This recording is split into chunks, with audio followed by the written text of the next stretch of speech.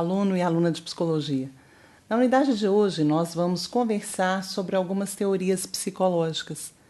Essas teorias vão, de alguma forma, estar presentes em vários dos cursos que fazem essa disciplina. A primeira dessas teorias é a epistemologia genética de Jean Piaget. Jean Piaget foi um biólogo que se dedicou à seguinte questão: como o ser humano aprende? E ele vai perceber que há uma relação entre desenvolvimento físico e desenvolvimento da inteligência. Piaget vai se centrar no desenvolvimento da inteligência. De acordo com a premissa dele, essa inteligência ela se organiza por estágios.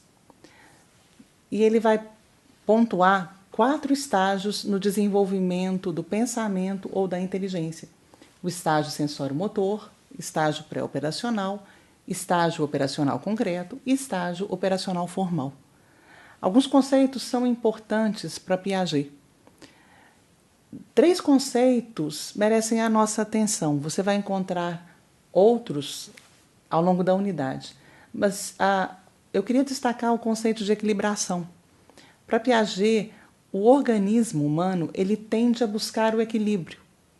Ele tende a buscar formas de se sentir bem quando há conflitos. E para que o organismo esteja bem, ele vai se valer de 2 mecanismos: assimilação e acomodação. Acomodação, ao contrário do que a gente imagina, não é ficar acomodado, satisfeito, relaxado. Não. A assimilação, e aí eu vou começar a falar de assimilação primeiro. Assimilação tem a ver com o fato de repetir esquemas anteriores diante de um novo conhecimento. Como assim?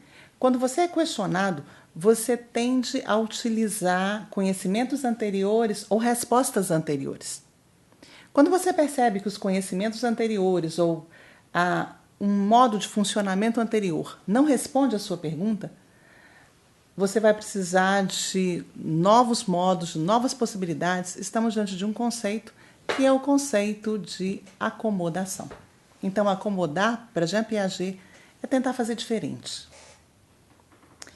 Uma segunda teoria psicológica nessa unidade é a psicanálise.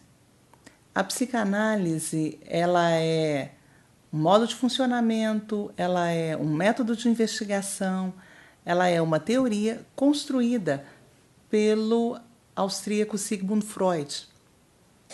Com certeza você já ouviu falar várias vezes aquela frase: Freud explica. Qualquer problema, Freud resolve. Freud se deteve na análise do inconsciente. Ele vai trazer a compreensão de que o que o ser humano expressa muitas vezes é inconsciente para ele. E o inconsciente ele vai se manifestar de 3 formas. O inconsciente ele vai se manifestar através do sonho, ele vai se manifestar através do xiste ou através do sintoma. E aí você vai dizer: eu entendo o que é sonho, eu entendo o que é sintoma. Mas o que é xiste? Quando se fala em xiste, se fala naquele tropeço na linguagem. Quando você dá, por exemplo, meus parabéns no velório de um homem que foi muito cruel, e aí, sem perceber o seu desejo de que esse homem tivesse morrido antes, ele aparece no meus parabéns para a viúva em vez de meus pêsames. E a gente faz isso em vários momentos. Então, o nosso desejo aparece. E Freud é muito relevante para nós porque ele vai falar que nós utilizamos mecanismos de defesa nas nossas relações. Ele vai propor um aparelho de organização da mente. Ele vai dizer que a mente humana se divide em id, ego e superego. Id é o que eu quero. O id ele é movido pelo princípio do prazer. O id é puro desejo. Na outra extremidade, nós teríamos o superego, que é proibição, é impossibilidade. E mediando a relação entre id e superego ao ego. Como que o ego opera? O ego faz algumas concessões, tanto para o id quanto para o superego.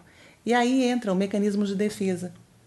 Momentos em que, para se preservar, o ego se vale de mecanismos como a regressão, a repressão, a projeção, em que ele se vale de racionalização, e vamos ver todos esses mecanismos ao longo da aula.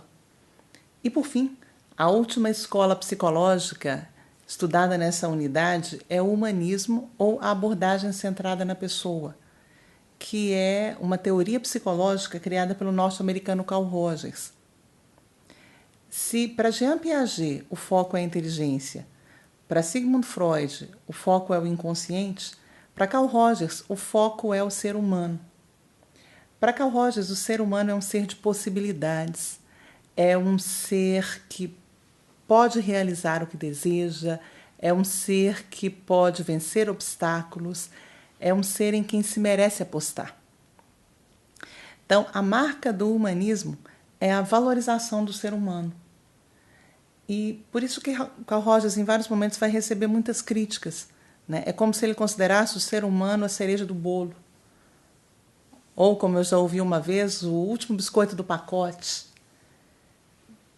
Para Carl Rogers, vale a pena investir nas possibilidades do ser humano, como se tudo que o ser humano trouxesse fosse bom.